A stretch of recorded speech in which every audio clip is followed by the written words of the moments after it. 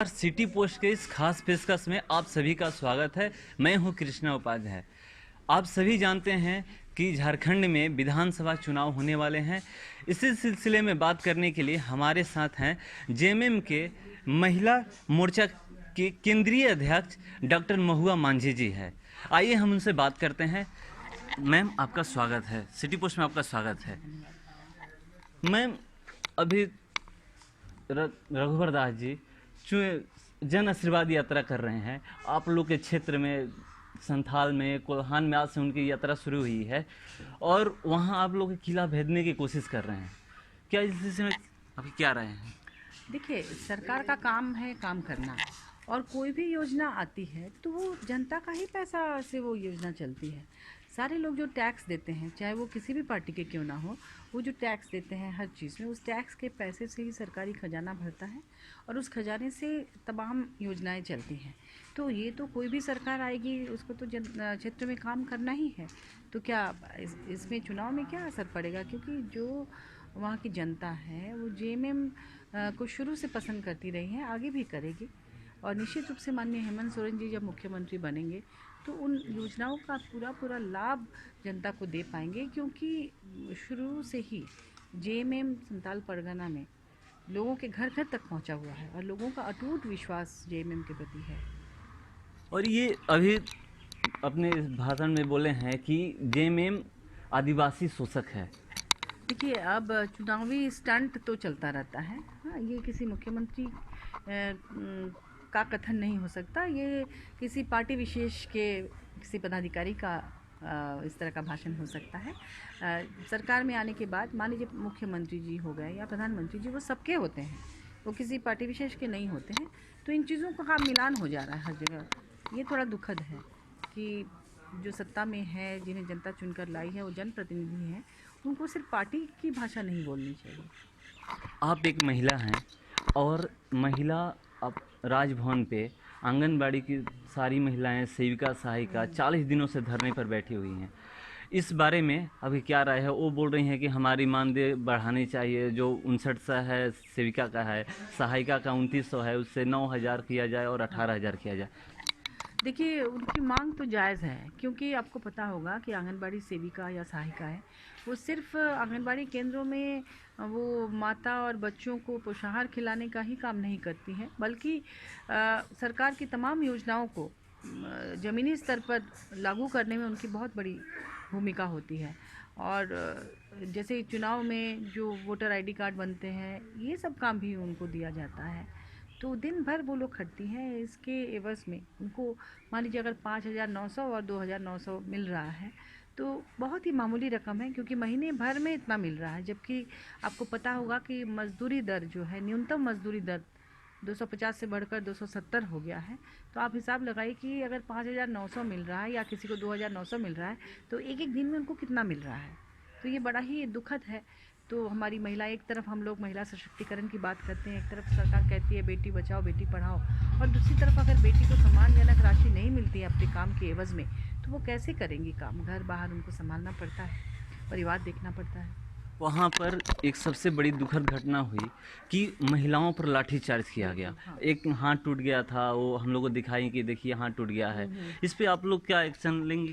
देखिए, हम लोग तो लगातार उनके साथ हैं और माननीय हेमंत सोरेन जी गए हैं, हम पर्सनली उनके साथ कई बार गए हैं, 3-3, 4-4 घंटा उनके साथ बैठे हैं। हम लोग तो पूरा प्रयास कर रहे हैं, सरकार से अपील कर रहे हैं कि सरकार उनकी मांगों पर विचार करे। तो और क्या पुलिस पे कार्रवाई होनी चाहिए? जो पुलिस होनी चाहिए। अगर महिला पर पुरुष पुलिसकर्मी ने हाथ उठाया है तो ये बहुत ही गलत है। महिला सम्मान की बात है। क्या हमारे राज्य में महिला पुलिसकर्मी नहीं थे जो उनको रोकते अगर मान लीजिए? तो वो मुझे लगता है कि ये सब कुछ बहुत गलत हो रहा है। और सिर्फ इन पर ही नहीं, इसके पहले भी जो आंदोलनकारी महिलाएं रही हैं उन पर लाठीचार्ज हुआ है। कई बार वो लोग परेशान हुई हैं और राजभवन के सामने इस तरह के धरना प्रदर्शन। आप कहिए कि जनता खुश है, ऐसा बीजेपी कहती है, अगर जनता खुश होती तो इस तरह से राजभवन के सामने रोज़ इस तरह का धरना प्रदर्शन घेराव नहीं होता।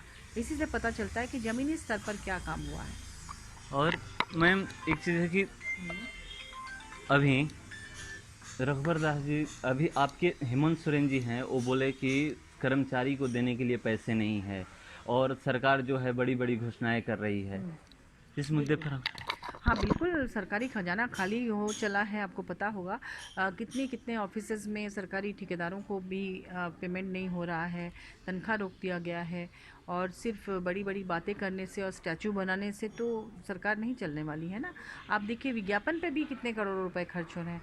मोमेंटम झारखंड के नाम पर इतने करोड़ खर्च हो गए, उसका क्या लाभ मिला यहाँ की जनता को?